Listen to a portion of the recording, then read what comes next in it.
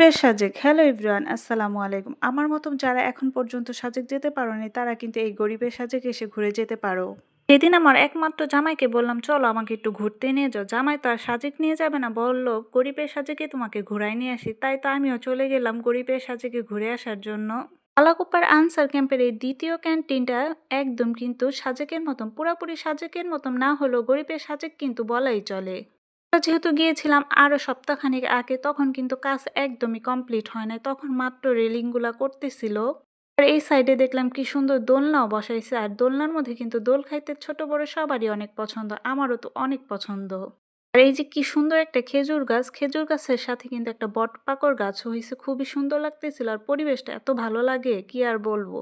আপনারা চাইলেও কিন্তু এখানে এসে ঘুরে যেতে পারবেন যে কোনো সময়, সকালে হোক আর সন্ধ্যা হোক, সব সময় কিন্তু ভালো লাগবে এই জায়গাটা। আর নিরিবিলি থাকে দেখে কিন্তু সবার কাছে সব সময় ভালো লাগে এই জায়গাটা।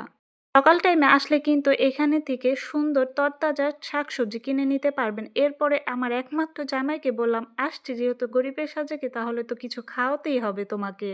তাই তো আমার একমাত্র জামাই বললো চলো তোমাকে একটা মজার চা খাওয়া। আর চাটা হচ্ছে রোজেলা চা, এত নাম শুনছি, খাওয়া তো আর হয় না, পরে একটু খেয়ে ট্রাই করে দেখলাম আসলে সত্যি অনেক ভালো চাটা। তাছাড়াও কিন্তু এই ক্যান্টিনে অনেক অনেক খাবার দাবারও পাওয়া যায়, এগুলো অন্য একটা ভিডিওতে ইনশাল্লাহ দেখাবো।